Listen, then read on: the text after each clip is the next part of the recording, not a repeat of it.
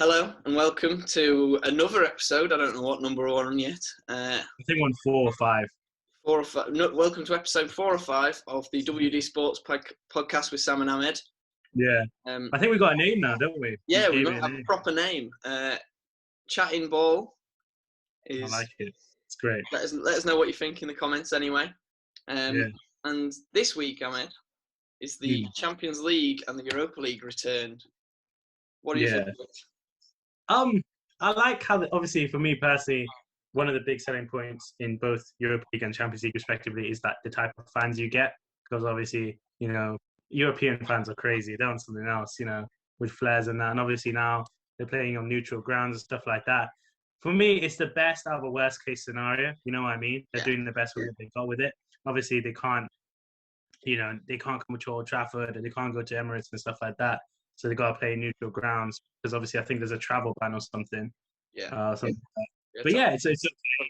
all games on it. Yeah, I feel like United, personally, in my opinion, they're throwing all their eggs into one basket almost in terms of silverware, because we started with a really strong team against Sociedad, and we played miles better. That's the best I think I've seen us play in a long time, and we started off really well. Sociedad had their chances, and the return of the golden boy, who Januzaj, he didn't get any revenge on us, which is good, and the return of the old hatred David Silva, who every Man United fan hates because of what he did with City. We kept him. And it was really cool, and it was really good to see. So yeah, and then obviously there's a big upset for me personally in the Champions League with Porto, wasn't it? Because they beat Juventus. Beat Juventus, which is strange. This might be the season that Man City have the best chance of winning it. Every year we say, oh yeah, Man City look like favourites, PSG look like favourites, but this season looks like one of them two might actually stand a chance of winning it. But that's what's missing in Pep's trophy cabinet at City, isn't it? Just a big gaping hole for the Champions League. He wants that because then he's done it all, and then when he might move on. I can see him moving on if he does it soon enough. Yeah. Where he'll move to, maybe he'll take a international management, I don't know, but if he comes in with City and does that, that's incredible. And considering how well they're doing in the season, I think they're 19 games unbeaten, something like that. 19 in a row now, isn't it? I mean, having a record like that, it just shows, and losing De Bruyne, and then I thought, like I said in previous episodes, that's going to be their downfall, like how we saw with Liverpool and Van Dijk. But it wasn't, they had Ilkay, who is this player who's like a rotation player till now. And now he's a star. Foden's been in great form. Exactly. And, that's what I mean. Credit to Pep. I mean, he said in a joke that, and it's curious to see what you think about it as well, that when he was asked, like, oh, why have you done so well? It's because of money. And he buys good players because he's got so much money. I don't know if he was joking or he's been sincere with that, because obviously some of the findings he's found, like Jesus, for instance, although you have your opinions on him, he's a great player, and I don't know how much he costs. He is a great player, but he got him from the Brazilian league, didn't he? This is his first big European club. So he'd not seen much of him beforehand. He just sort of heard that he was a decent player. Yeah. I do think he's more of a winger than a striker. Gabriel Jesus. I think. I don't know who else, but. Yeah, I mean, Edison was from the Portuguese league, great keeper, came in, played the system well. I never heard of him beforehand. He spends a lot on players, and I get that, but the only two obvious stars he signed for me that I knew had a bit about them was Mahrez and De Bruyne. Yeah. I think he signed De Bruyne. It was and that's the only difference really in that. And then I think with the other thing is great scouting, and yes, unlike other teams we've seen, like Arsenal and other teams like that who probably can't compete, City can just go, what's the price tag, and then just buy them out. And hence why they probably get Messi next year. Imagine Messi next year. Everyone's fantasy will just contain Messi. I know. Right, me and you, we agree on a lot of things, but you copying me on fantasy is not one of them. I don't copy. I call it taking artists' informed decisions. Licensing. Yeah, I mean, credit Harvey Barnes has become what a player. What a player Harvey Barnes has become. My differential. Yeah, you've had him since game week 1, haven't you? Game week 1, yeah. I know, and then now you've got him this week. Yeah, because Maddison's, I think, out, so I had to bring in Harvey Barnes, which is a shame. And that's another thing. Leicester, my hometown, for people wondering. I mean, they're playing incredible football, but the problem with that is, again, it comes back to what I talked to you earlier. Losing Madison, could that change? I don't know how long he's out for. It could change the season because Madison's been so good in recent weeks. I think last game he got a goal and an assist. Like he really completes that attack with Vardy obviously as the focal point. Madison sitting just behind him. It really helps Leicester play like they want to, really. Yeah, exactly. And when they lost Vardy, they looked a bit weak, and they had Perez up front. He had no idea what he was doing. He looked like a deer in headlights. They had Iheanacho, for me, who's all right, to be fair, but that's what I mean. Leicester have a great starting 11, in my opinion, but that's where they falter. They don't really have a great depth. And no, they don't have much depth. So it'll have to be. I think Dennis Pryor's still out as well, isn't he? And he was Madison's replacement early in the season. So I don't know. I mean, I guess it have to be Ayoze Perez will come in on the right. But Ayoze Perez compared to James Madison, they're not really comparable, are they? It's different. It's like comparing a Ferrari with a Toyota Yaris. No disrespect to Perez there, but it's true. But Toyota Yaris does things that you'd want a Ferrari not to do, I suppose. Yeah, it'd be affordable. You buy a Toyota Yaris if you've got family and you want to go to the shops. You buy a Ferrari. Yeah, Ferrari would to show off. But the other thing with that is obviously with fantasy as well. Once we get into it, have you heard about the Jack Grealish issue? Yes. Well, yeah. It's weird. It is strange, but you'd have thought Villa players transferring out Grealish wouldn't mean that there was then a leak of. Like, people don't look at FPL as, look, that all the Villa players have transferred out one man. Yeah, which is strange. And also, how did they find out? Yeah. It's like, are they playing with like non-footballers? Yeah, like did they have a league with their friends from back home or like from early, and then they said, "Oh, look, you took out Jack Grealish," and they told him in the group chat. That's another thing, and it's weird. And then 2 weeks prior as well, the same thing happened with Mikel Antonio, where the West Ham physio took him out of his own team, and then that's how people realized he got injured. So it's weird. I mean, will players be banned from playing FPL? Would it be treated as almost like betting? The Villa squad has been banned from playing FPL now. Yeah, which is the Villa squad from playing FPL, but which is strange because for me it actually almost like a motivational type. Do you know what Van Aanholt does with him? He's in it every week. He puts himself in every week, and like I could tell, like probably when he scores, he's probably like, yes, 2 bonus points or something. And it's weird. Bamford captains himself every week, doesn't he? So so it might work as a weird motivational tool, and I bet players enjoy it, but. Obviously, with that, it's different. But the biggest thing about fantasy this year, and the FPL graduates have talked about it as well, is this big double game week that's coming up. This is where I hope. Well, there's a massive fixture build-up in the couple of weeks, in this next few weeks, isn't there? Yeah, it's crazy. I mean, it'll be interesting to see how it goes. I mean, I think the best game will be on Sunday. Hopefully, Man United versus Chelsea. I think we'll win. I think Chelsea kind of are still learning how to play. You think you will win? We will win, Man United. You think I'm confident. Yeah, They've only conceded 2 goals in the last 8 games. Yeah, but the way that Chelsea plays is very, very tame, and I think they're still learning. And they haven't played anyone. Who's the biggest team? Well, actually, they've just come off a big Champions League win. They came off that massive Champions League win, yeah. Yeah, that's big. That is massive for Chelsea. It's a great goal. Yeah, and the benefit of VAR, because I thought as soon as I saw it, I thought he's not offside there. I knew the defender had touched it. I didn't know if Mount had got anything on it, but I thought if that was not for VAR, that would have been ruled out. You got a boring 0-0 game there. You could open up an artwork exhibit of Giroud's goals because they are just magnificent. Yeah. The guy is like immovable in that Chelsea team. Get rid of Tammy. Get rid of that Timo Werner, whatever you call it. I know they're testing him out and all that. But Giroud's the one who can score goals. Keep Giroud, build a team around him. I'm being serious. Well, that's what Thomas Tuchel's done, isn't it, really? Yeah. He's moved Werner out more to the left and Mount out to the right in this 3-4-3, which I didn't expect him to play. I don't know if you read my article on the website. No, yeah, I did. I mean, 3-4-3 is always testy for English teams, isn't it? because Van Gaal tried 3-5-2 for Yeah. us. Remember that? And then we got absolutely thumped with Arsenal for it Mm. because we couldn't play a 3-5-2. And it's weird. It's very European. It's not. English clubs don't really tend to do it. So it's strange when it comes to English. But again, Conte won the league playing three at the back, didn't he? Kante?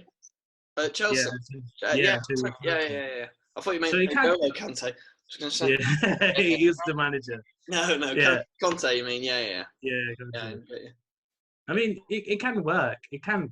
I mean, yeah, tried and tested. He won the league with it. So yeah. it's interesting to see how it Wolves is. play it. Wolves have played at the back for years, since they were in the Championship, and it worked for them.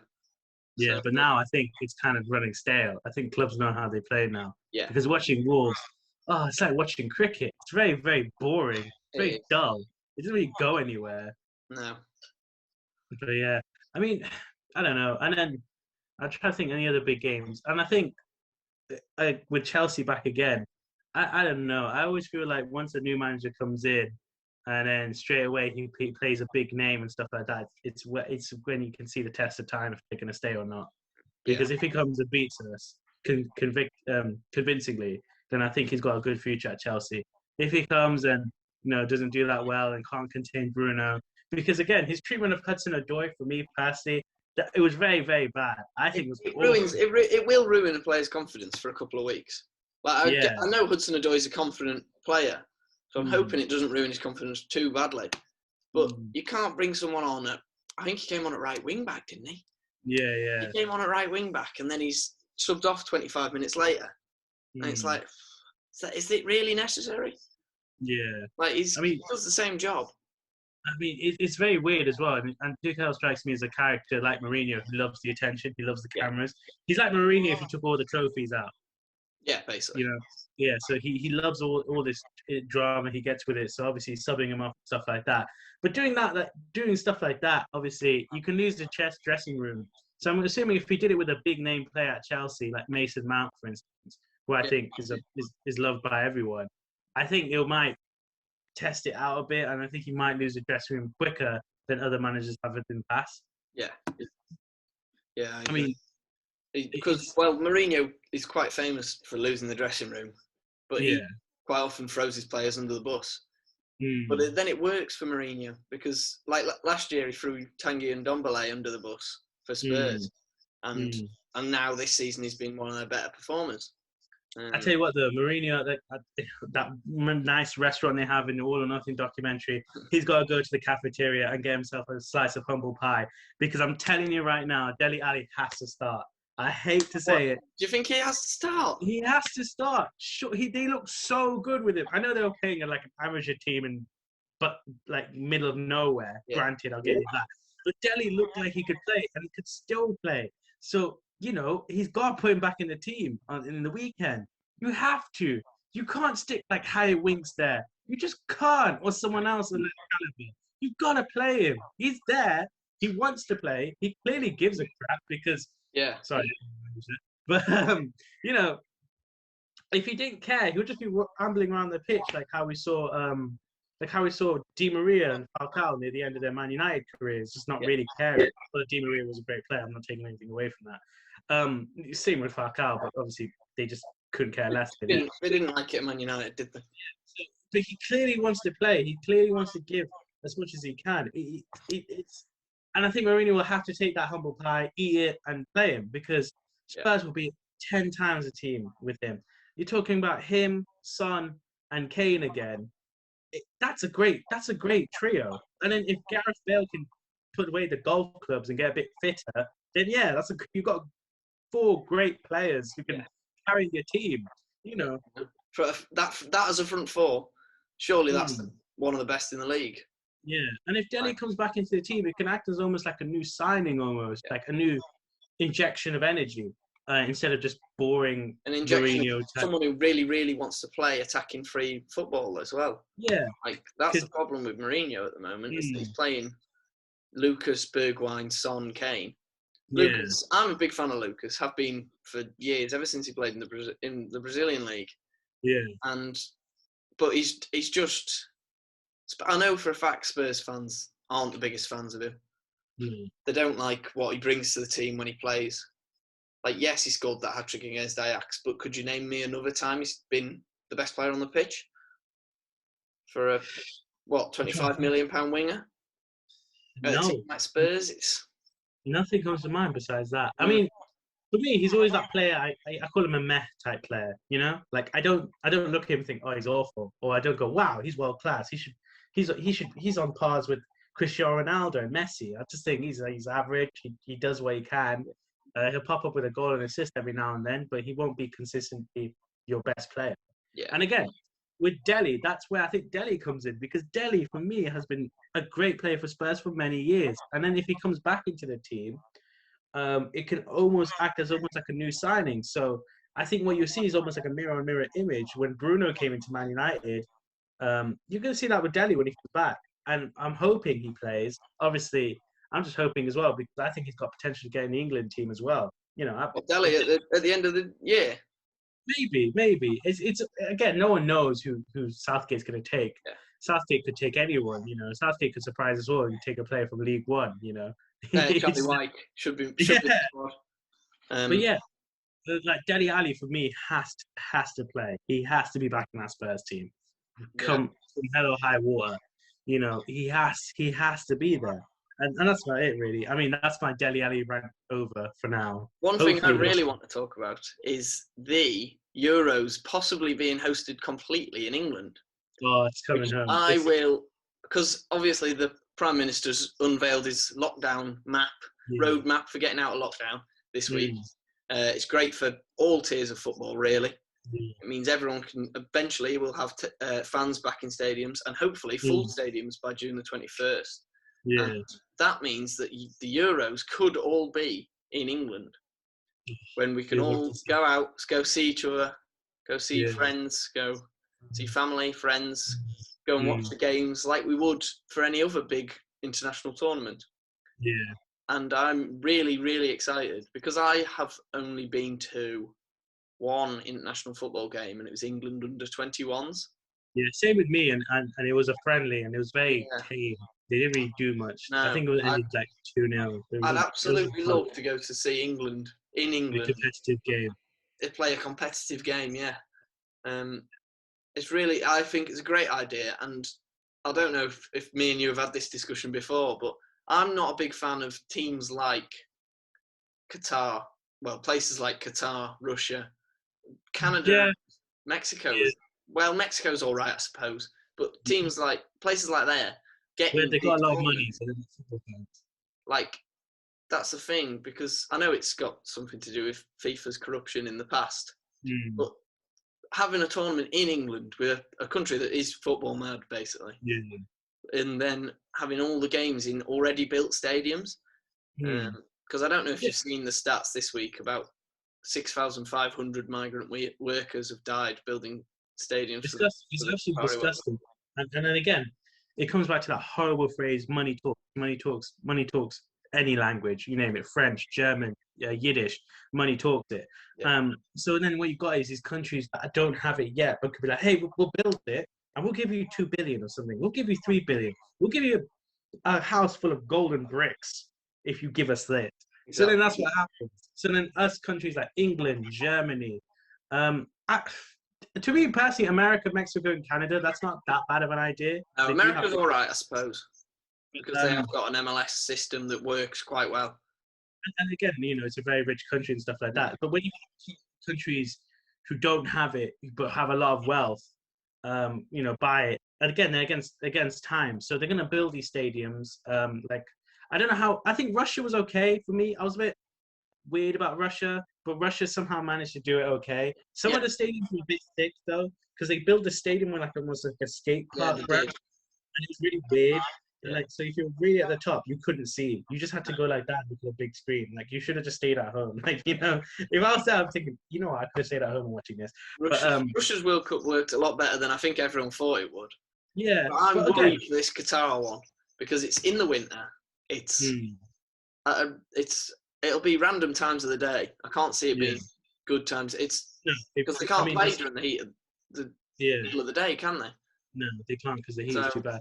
And then again, you've got the big issue there. Say, for example, Bruno Fernandes, or Bruno Fernandes, because that's finally the correct way you're supposed to say it. So, we got told the other day. So, he turns up and he's doing wonders for Man United. He's bagging it all. He's on the Ballon d'Or list. I can see his name right there. And then the World Cup hits. Man United are about to win their first Premier League title since Fergie. It's gonna have that impact where Man United will be like, do you really want to go? Like, we'll give you more money if you can opt out, and it can happen. Like the African Cup of Nations. Exactly. The African Cup of Nations happens every year, and every year players, Salah, Mane, Aubameyang, the three top scorers from 2 years ago in the Premier League. All three top scorers in the Premier League go off for a month. Yeah, they've got every right to go off and play for their country. But would the Premier League carry on with the World Cup like that? Would every team have 5 or 6 players missing? To be honest, it's a World Cup, so I'm assuming not. But even then, with the AFCON, you've seen players do it. You've seen like Ivory Coast, for instance, in 2011, 2012, I'm not sure, where Yaya Toure, Drogba, they had a great team on paper, but when it came to qualifying, they just simply didn't want to be there. No. So they kind of threw it away. Like you could tell they were thinking, "Oh, shame." I think the African Cup of Nations will never be in the same conversation as the Euros or the Copa America because it's played in the middle of the season. Players want to. I mean, obviously their country is major to them, but they want to get paid playing for their club. Yeah, like they don't want to risk themselves playing for their country. And especially when you think about how much football-wise, obviously the World Cup's probably the holy grail of football trophies. I'm not taking away from it, but the AFCON and stuff like that. If you ask Drogba, maybe what's more valuable to you as a player, your Champions League medal or your I think he's got 3 AFCONs probably. He might say the AFCONs for the media, but if you got him behind closed doors, he's going to admit that Champions League medal. And that's another thing. Football is very much club domestic for me, in my opinion. Besides the Euros and the World Cup, for me, that's the only thing really players really care about. I mean, Copa America, I've never watched it. I don't know if you have. Huh? Copa America? Yeah. Well, I've seen a few games of the Copa America, but it always gets dull because it's always the same teams in the final or at least in the semis. There's always Brazil, there's always Argentina, there's usually a Uruguay and a Chile. Sometimes Colombia are there. But it's just, I would enjoy it if there was more competitiveness, more media attention. If it was built up like the Euros, but it never will be. Yeah, I mean that's the thing is obviously we both grew up in the UK, obviously European country, so that's our big thing. I mean, if we had someone from Brazil on here, they'd probably just shout at us in Portuguese why the Copa America is brilliant, and I would be like, okay, cool. Well, I wouldn't blame them. Yeah, we're not exactly very good form in Copa America, but if England get it, I will love it. But there's one man I think will have so much pressure on him. His waistcoat will be soaking in sweat, and that's Gareth Southgate. Gareth Southgate for me strikes me as a tiger with no teeth sometimes. He's not really there. He's kind of a yes man for England now. I don't know who he'll pick. I feel like the squad sort of picks itself. Yeah. Just the starting 11 doesn't pick itself. That's the only issue I can see. If you pick players too similar to each other, it's gonna be bad. I think Henderson being injured on our Instagram, someone posted that he might be out. And for me, that's a worry because as much as I hate Liverpool, Jordan Henderson is a great player for both England and Liverpool. I love Jordan Henderson. Sunderland. I wonder why. Maybe he's from Sunderland. Great player. But he would be, if we had him, we're a much stronger team. He's better. He offers so much more than every other defensive midfielder. And it means that we could probably get away with playing someone like Maddison and Mount in midfield together. Exactly. And that's what I mean. Whereas with someone like Calvin Phillips, would you play Maddison and Mount? No. You'd be stuck with Mount, with one of them and maybe Declan Rice next to him. I mean, that's another thing. Declan Rice has done it. Jesse Lingard's come back into form now. Mason Mount looks incredible. Luke Shaw looks incredible. Harry Maguire, he still looks like a slabhead, but he'll probably get into the team anyway. Harry Maguire gets so much hate. I don't agree with this. Harry Maguire, he's next to Lindelof's not great, let's say. Lindelof's Next to not. Bailly looks okay. Bailly is very prone. I think we might have talked about this on the podcast before, but I think Bailly just loves running up the pitch. I don't know what it is. Bailly doesn't see himself as a central defender. No, he sees Bailly himself as a loves centre forward. sprinting and making like a late run into the box. Yeah. I mean, he gets nowhere near him, and then you me- still Harry Maguire. yeah. I think the two centre backs would be Maguire and Stones. I think maybe. I think depending on Stones has to start, especially after recent form. especially those doing the City this season. But for me, Percy, Gareth, is he the man? Yes or no? I mean, the thing is, if memes are getting to you as an international manager of one of the biggest nations in football, I don't care what people say, memes, you can't. Is this the man leading you? You know what I mean? I think this is his make or break tournament. If he gets to the quarters, he probably gets another tournament. I think if he gets to if he doesn't get out of the groups, he goes straight away. Because this is, I think if he doesn't score enough goals, because this is probably the best attacking talent we'll have for at least 20 years. We've got 5 or 6 attackers who would probably walk into every club team in the world. And I mean, in the World Cup, we did all right. I think I remember watching in England. We scored a lot of goals, but granted, we played a lot of we played Panama. Yeah. But that's the thing. I mean, obviously, I don't know how they're going to do the stadiums, but I would love it to be here. It'd be amazing. It'd be a great place. It would be, especially during how terrible we've had with lockdown and stuff like that. To get one of the biggest tournaments in world football, arguably, and put it here, it'd be great. I don't know which. I think the nations which will be sleeping giants for the tournament are probably Germany. I think depending when the Germans turn up, because they had a terrible World Cup. Yeah, they did. I think they got knocked out by South Korea, didn't they? Yeah. Yes, they didn't get out of the groups, did they? No. South Korea finished them off in the groups. They. It's a running theme. France, for instance. Let's be real. They could bring their third team if they weren't. Yeah. Well, France. The problem with France is they've got so much depth. Like even their like 5th choice goalkeeper is in like Alphonse Areola is having a great season. It's full of exactly. And that's what I mean. It's crazy to me. Like there were some games in the World Cup where Lloris could have gone to the to the food stand and just came back or wherever the Russian cuisine is. I don't know, wherever kebab. I don't know. But he could have done that, and the way operated. The only game they really struggled against was their compatriots of Belgium, their neighbours. For me personally, that's the 2 strongest teams, France and Belgium.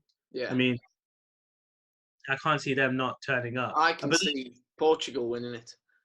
That's a good shout. Because you forget how many players at the top level are actually Portuguese. Of course, England are always in with a shout. Yeah. Especially if Gareth Southgate can make our attack work properly, if he can get 4 attackers on the pitch at once and they can work like a team, I think we have a great chance because we've got one of the better right backs in the world. We've got 2 all right centre backs. We've got a great host of goalkeeping options. So I think England are always in with a shout. Never count out England. I mean, for me personally, though, the best chance we ever got to win anything in my life was definitely 2018. I think besides the hardest team we met was probably Colombia, and then obviously Croatia we got knocked out by. But that was a great run. I mean, would we have done well against France in the final?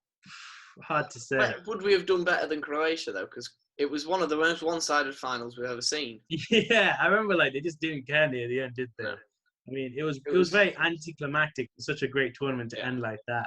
I mean, compare it to what we saw in 2014 with Argentina versus Brazil. Argentina versus Germany. Yeah. I mean, obviously we saw a world-class thumping from Germany and Brazil. The 7-1, 7-2? 7-1, wasn't it? Yeah, something like that. Hopefully, someone can check that. But that was just insane, and that was crazy to watch and witness. And then obviously, I think when it's like a final like that, it becomes a bit like, that's pretty lame. And then you question would have England done better? I mean, Maguire, I mean, would a Maguire marked out Mbappe? It's one of them ones. Well, Mbappe probably would have run rings around Maguire. Mm. Like you'd probably expect him to be honest with you. Yeah, yeah. But you'd I mean, it would expect. have been. I think it would have been closer. I think it would We have been like saw 2. Mbappe run rings around Gerard Piqué last week for Yeah. PSG, and he's one of Yeah. the best defenders in his generation. So Yeah. I tell you what, Mbappe's got to be the best talent in the world. I mean, do you think he is bigger than Haaland? that's a new thing. Is Haaland and Mbappe the new Messi and Ronaldo? One's a Norse god, the other's a French king. It's one of them ones. It's actually so interesting seeing two players like that who are just so good at doing what you're supposed to do as a footballer, and that's put the ball in the back of the net in the most stylish way possible. And then with it, obviously Haaland has been promised, like obviously Sky the other day, because Ollie managed Haaland in the early stages of his career, so they put 1 + 1 = 2. So they said, he might come to Man United. Honestly, if Haaland came to Man United, Hutch, I'm telling you, I would have no stress watching football anymore. I wouldn't. We got Haaland, it's fine. He'll score so many goals. But he will never ever sign for Man United. You forget that Roy Keane ended his dad's career. Roy Keane, whilst he was playing for Man United, ended his dad's career whilst his dad was playing for Man City. Exactly. He's not signing for Man United anytime soon. I think Haaland stays in Germany his whole career. I'm calling it. Do you think he does? He does the Lewandowski 2.0. I think he goes to Barcelona when Messi leaves. That's my prediction. That'll be interesting. And then Mbappe goes to Real Madrid.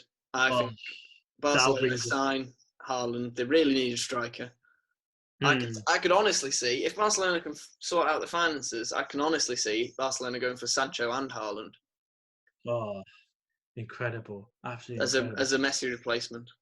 That'd be insane. And I was watching Barcelona the other day, and how the mighty have fallen. I mean, Griezmann looks so unconfident in front of goal. It's almost like it's new to him, compared to his old Atletico Madrid form, where he was just banging him top right. And also, the person there, right, who told Suarez he can go, needs sacking or public hanging. Suarez is having possibly the best season of an old striker we've seen. Yeah, it's incredible. He's aging like fine wine. Why get rid of him? I don't get it. I just simply don't get it. And then, obviously, I think if Mbappe, in this theory, if Mbappe and Haaland did move to Real Madrid, Haaland moves to Barcelona, Mbappe moves to Real Madrid, what you see is this new, it'll be the Messi Ronaldo 2.0. It has to be. Yeah, I don't know if you saw my article the other day on the website. I went into detail about this, and that's what I think it'll be as well. I think it'll be another 2-horse race every year for the Ballon d'Or with them two. It's incredible. I mean, the fact that they're so different in terms of style of play as well, in my opinion. But it'll be amazing to see, because Haaland, for me, he's built like Thor. He's huge. He's physically like. He's incredibly fast for his size as well. Yeah, exactly. And, he can finish on the turn. He can do it all. Mbappe, of course, is very similar. But Mbappe, for me, I just think of speed. He's gone. And skill. Yeah, and then he finishes so calmly. I mean, my favourite goal he ever scored, personally, was when he just ran through the whole of that clown team in the World Cup, the Argentinian national team. Because, honestly, whoever did that, whoever thought playing Mascherano was a good idea, it was Otamendi and Marcus Rojo at the back as well. It was so bad, but he made that team look like a joke. And, Well, yeah. They were a joke, to be honest. I think that's one thing that Argentina always struggled from. I think that's what's always annoyed Messi, probably. He just never had a good manager internationally. Yeah. And finally, what do you think is going to happen in the Champions League? Predictions. Who's going to win it? Champions League. Come on, give us a final in the Champions League and the Europa League. And the Euro. Give us some predictions. I would love PSG versus Man City. If they stay apart from each other, I can see that final happening. And then I think, depending on how City are, I could see City winning it 2-1. Right. I think Pochettino will come so ever close again, and it'll be taken away from him again. But I think if he keeps that same PSG team, he'll get there. Yeah. Euros. Now, Europa League. Sorry.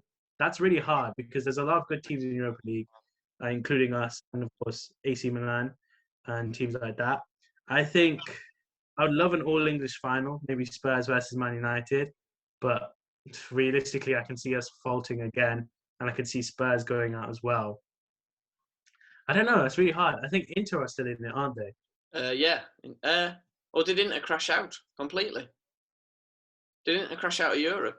Because they were in the same group as... No, they finished fourth, didn't they? Yeah, they crashed out, didn't they? Ajax are there. Ajax look like they're going to struggle because their keeper's gone. I mean, for me personally, Man United versus AC Milan will be one heck of a final. Zlatan returning to their team, he helped get back there. You know, it'd be absolutely insane That would to be watch. a great final. Yeah. And you've got to back your own side, really, haven't you? Yeah, Man United will win, I think, like at least 3-0. I think, Yeah. depending on that, because Europa League's hard to tell because there's so many more teams and obviously there's one more round, isn't there?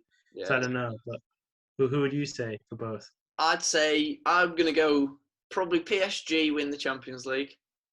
I can see them playing Juventus in the final. And then I think Juve will overturn that 1-0 loss to Porto quite easily. Europa League, I can see Spurs doing it. I really don't want Spurs to do it. I can see it. It's a classic Jose Mourinho keep your job. But he did it at us. He did it at United. I can see him coming 7th and not getting Champions League football, and then winning the Europa League and getting Champions League football. I can just see it happening. And then for the Euros, I think Portugal. I'm gonna have to say Euros. I'm still saying. Well, I didn't say my Euros, but it's France. France all the way. Viva la France! Honestly, they're just putting gear. When they go out of gear one, every team they play is just humiliated. I mean, Didier Deschamps has done a great job trusting your youth and got good experience with maturity and stuff like that. He's got rid of the clowns from the old time in France. He's got this new young team that look like they want to play in a French jersey. So I got to go France. I mean, when you bring on Nzonzi in a World Cup final to play 10 minutes. You've got to be confident, haven't you? You've got to be confident, and I love it. I mean, you know, what's he going to do? What's next? He's going to bring on Raffier for a penalty shootout. You know, it'd be brilliant. But yeah, that's how I want to end it. On that France. Yeah. Right. Thank you for watching another episode of this podcast. Hopefully we'll be back in together next week. Yeah, hopefully. And thank you for watching. Cheers. Goodbye. Cheers, guys.